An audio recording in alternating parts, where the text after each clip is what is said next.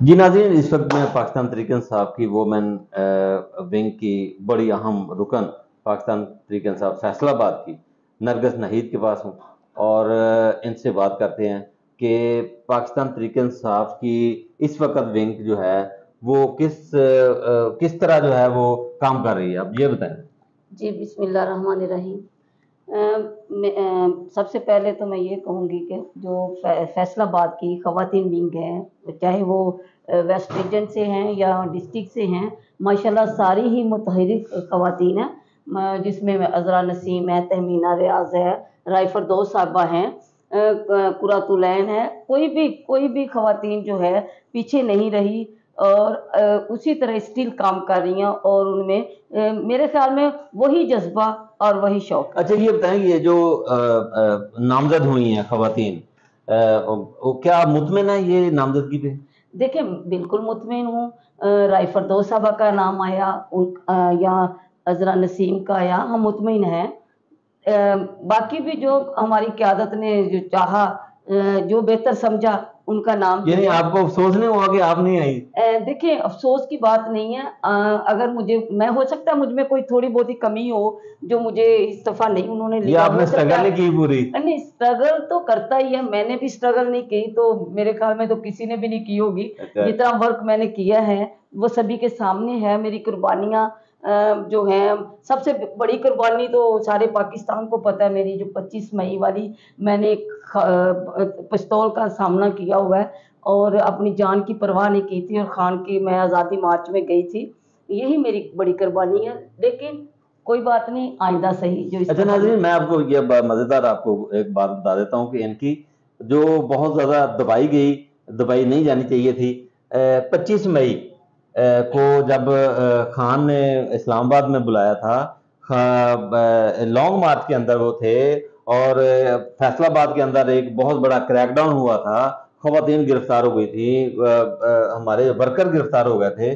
Motorway पे इन पे पिस्तौल तान लिया गया था। यानी उस वक्त जो है सरगोदा थाना सरगोदा रोड फैसलाबाद के एसएचओ आबिद जट थे, उन्होंने इन पे पिस्तौल ताना था। ये वो खतून है जिनको उस पिस्तौल का सामना करना पड़ा था। मैं कहता हूँ बड़ी बहादुरी है, इसके बावजूद ये अपना सफर इन्होंने जारी रखा और वो इस्लामाबाद पहुंची।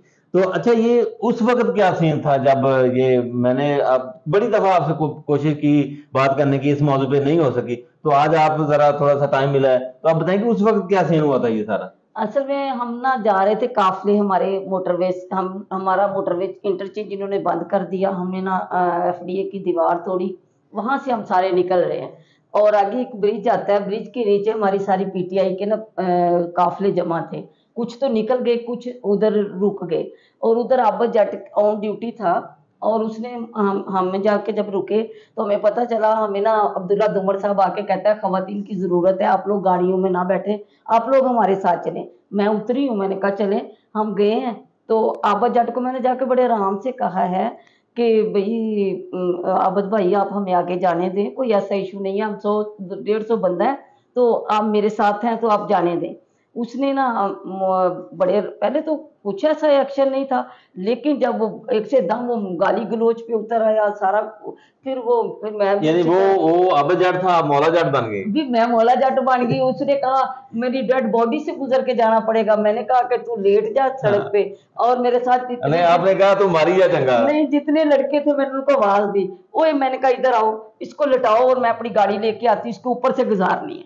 लेकिन मैं डरी नहीं हूँ क्योंकि मैं खान की सिपाही थी और माशाल्लाह हमारी कमल शौजब साहबा हमारी विंग की प्रेसिडेंट, तो फिर डरना डरना वो तो भी है ही बहादुर नहीं। खतून है। पर डरना तो है ही नहीं। हमारी कमल शौजब साहबा ने हमें ये बताया हुआ है कि डरना नहीं है, खवातीन डर गई तो फिर मर गई वाली बात है, खवातीन को कोई आगे नहीं आने देगा, इसलिए हम में हौसला है, हम बर्दाश्त भी करते हैं और पूरे जज्बे के साथ।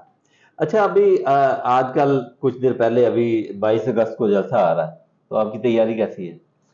जी, बिल्कुल, तैयारी बिल्कुल वैसी ही है जैसे हम पहले जलसों पे जाते रहे हैं।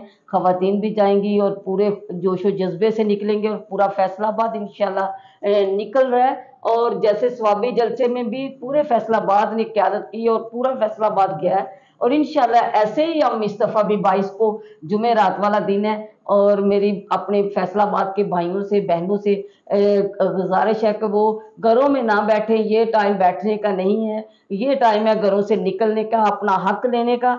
और अपना हक जो है इन लोगों से छीन के लेना पड़ना है, और जब तक आप कोशिश नहीं करोगे हक नहीं मिलेगा।